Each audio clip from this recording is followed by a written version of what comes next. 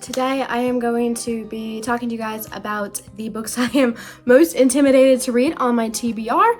Spoiler alert, they are entirely chunky classics. Starting off strong with what I think is the biggest book I own. It's wider than it's like the size of my hand, and it is the complete works of William Shakespeare. Truth be told, I read some Shakespeare stuff, and I'm probably gonna read as much as I can, not in this volume, and read them in smaller pieces, just because this is really a lot to pick up and read from. I feel like I'm reading the Bible. I mean, which is, reading the Bible's fine, but Shakespeare. But yeah, I really do want to read them. I like Shakespeare. All right, you guys ready for this one? War and Peace. This is one of the most beautiful books I own. I love this kind of periwinkle color that I have on this copy. It's so stinking pretty. A lot of people are like, you want to read what when you say you want to read War and Peace? I do genuinely want to read it. It's not just, this is the big book that everybody jokes about and talks about, and so I own it. No, I do want to read it. I don't know when that's gonna happen, but yeah, it's a little bit smaller than the other one. It's like 3 fingers instead of all 4. But it's so pretty. Look at this. This one is like a collection of technically different novels, so I don't know if it really counts, but I have this collection of Ernest Hemingway books. There's 4 of them in here. The Sun Also Rises, For Whom the Bell Tolls, Farewell to Arms, and The Old Man and the Sea. I've already read The Old Man and the Sea. Probably takes up a very small chunk of this volume. Yeah, it's Hemingway. I love his writing, and I loved Old Man and the Sea, and I really want to be reading more from him. This might be one of my favorite books that I own at all, of all time. I don't even know. And it is The Merry Adventures of Robin Hood, compiled by Howard Pyle. I have another copy of his that I have been reading out of just because this one's a little frail. But it is old and gorgeous, and I love it. But it is pretty chunky, and it's been taking me a little bit to go through it. It's not crazy long, but it's longer than some of the other ones I've done by him, because I read the King Arthur collection by Howard Pyle too. But that was a little bit shorter, I think. Maybe, I don't know. Maybe I'm imagining things. I don't know. But this is so pretty, and it's old, and it smells like an old book. It's the best part. By far. After my Shakespeare collection, kind of all these are around the same size, which is nothing that crazy large, but they're still heavier and more wordy books, and so they take a little bit more brain cell for me to read, so they will take me longer, regardless of how long they are. It'll take me longer than some other books too for me to read. So, and there's some also I'll mention at the end that I want to read that I don't own, but they're also part of my list. This one is a collection of Arthurian myths and legends about King Arthur. I love King Arthur. Learning about it is so fun. This one intimidates me a little bit less because it's big, and more so just because it's, well, I've already read one collection of King Arthur stuff, and it was really good, but some of it gets old a little bit when it's the same thing over and over. Plus the format of this one I don't like as much. It's a little bit less, I don't know, because it's like it is just listing stories of King Arthur, and they are in kind of a novel format, but they're very broken up into smaller pieces. I don't know. I don't really know what I'm trying to say. It's less fun than my other copy of King Arthur was, because it's not Howard Pyle, and it doesn't have art and things. I totally just realized there's another book that I can add to this list that, it could still kind of be considered a classic, but I don't think it's not as a known old classic as a lot of people would think of, but is Watership Down. Because I have this giant, beautiful illustrated edition, but it's just, he's big. I've watched a lot of the different versions of the shows for Watership Down, and I have read the graphic novel that I own, because this was a little bit less intimidating. And I love the story, I love the concept, and the art in this is incredible. For an illustrated version, I think it needs more pictures, but it's got some really pretty little ones. And it's just, every time I've tried to start Watership Down, whether the audiobook or reading like this big chunky copy. I never end up finishing because it's just a lot. It's just some heavier words and things. And just this copy's really big. I feel like I'm reading one of those like English textbooks, kind of, almost, where like you're reading good stories in the textbook, but it's in a giant English textbook, you know, almost. I mean, this is better than that, way better. But yeah. So Watership Down, it's by Richard Adams. So if you don't know, it's a story about rabbits. It's just kind of about these animals trying to find a safe place to live that's not going to get destroyed by the humans or bad rabbits. It's, if you know any of these other stories, I tend to think of, if you heard of the Green Ember series, Green Ember to me is a combination of Watership Down and Narnia, kind of, almost, because it has the rabbits and Green Ember as well.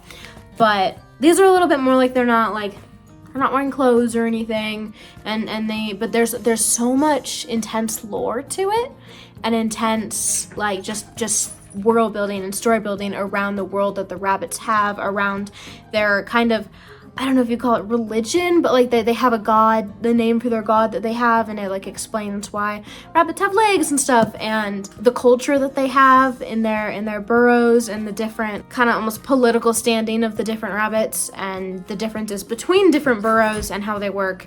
It's really interesting. It's kind of intense. I mean, if you watch some of the shows, even there's one of the really old animated shows, it's really gory. I mean, it makes sense. It's just, yeah. So, rabbits, it started out as, I think, the guy, like, telling a bedtime story to his kids, and then just evolved into this. So, it's really fun for what I have read and what I know of the story.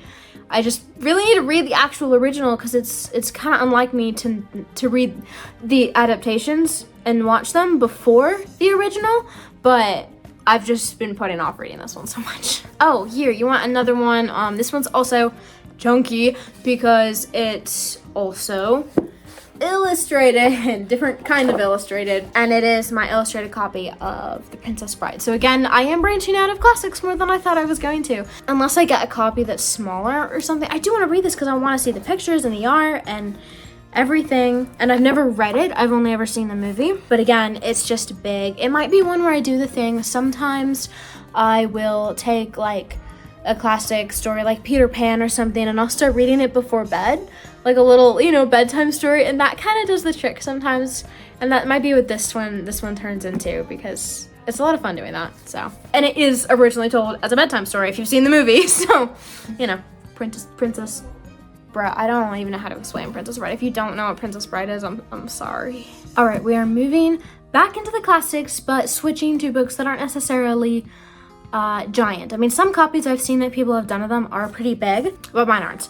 So first up, we have Little Women. I have mine in this really tiny little book, but it's really pretty, and I love the cover for it. I say this is an intimidating one just because it throws me off, because I started reading it once as a kid in homeschooling, and I was so bored.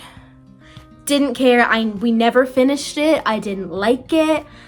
I didn't want to read it, but I think I would appreciate it a lot more now. It's from what I've heard, a very good book, and I think maybe I was just a little bit too young when I tried reading it, and it was a lot to try and understand. It was a little less fighting dragons and more real life problems that I didn't care about. And I've only watched one in the movies. The one with is it Emma? I think it's Emma Watson, and then they have like Timothy Chalamet. I've seen that one. I haven't seen the older one, but I really want to try again. I think I would like it a lot more now. And then we have Oliver Twist. This one's actually a pretty decent thickness, at least this copy, but it's also short. Like the size of my face, I guess. It's not that short. I don't know. Again, same thing. I started reading it as a kid and I never got through it, but part of the reason I didn't finish it as a kid was because the copy I was reading was terrible, like just physically, because it was really, really short and tiny, but it was thick. Like kind of actually smaller than this and thicker than this, but it was kind of like how this one is really, really thick for Dune. But imagine it like cut shorter and just boom. And like that's what I was trying to read. I didn't like it. It was really messing with reading it. And again, it's a lot of big words. It's a little bit heavy, and I wanted to so bad because I was like, it's Charles Dickens. I'm a nerdy kid. I'm a like literature, I like reading. I want to read I don't know how old I was, but I really wanted to like conquer the beast of reading Oliver Twist. Didn't happen. So we are gonna do that eventually. I'm branching out more from classics than I thought because I keep looking around at my bookshelves for ideas and then I get an idea and it works. So this is good because I thought it was just gonna be straight chunky books, but there's books I've been putting off reading, not just because they're chunky, but like I guess maybe it's just because they're wordy, which is in a good way. I like reading classics. I love the language of it, but it takes a little bit more brain cell. So next up, I have this collection of stories from Jack London. He is also pretty big, and it's just because he's big. He's got small words, as dumb as that is. I haven't read any Jack London. I've heard a lot about some of his stuff. I mostly want to read Call of the Wild because this has Call of the Wild, the Sea Wolf, White Fang, the Son of the Wolf, the Iron Heel, and the People of the Abyss. The only ones I really know are like White Fang and the Call of the Wild, which I want to read. I want to read all of it, and he's just chunk. I think there's some Jack London stories that I know of that get a little bit more nitty gritty, not in a bad way, but with survival stuff, which I like, but it's again, I need a little bit more brain cell and a little bit more brain put togetherness. I don't know how to describe that, but like it's not like I'm just gonna randomly pick it up and start reading it in the same way that I would read Spy Family. It's different. That's a lot more lighthearted. I think my common theme is that I have books that are in collections and not their own individual things, and just reading that big, physically giant book is just a lot, you know? Because next I have the entire series of The Hitchhiker's Guide to the Galaxy, which I really, really do want to read, and I've been wanting to read it for a long time, but unless I get, and I have started it before, but unless I get smaller copies, he's just big. That's really it. Like, I want to read this one. I'm excited. I also I keep forgetting that it exists, and so it gets lower and lower on my TBR because I'm adding new books to my TBR and forgetting to move up other ones. You know, I don't have like an actual physical TBR, but the one in my head that cycles.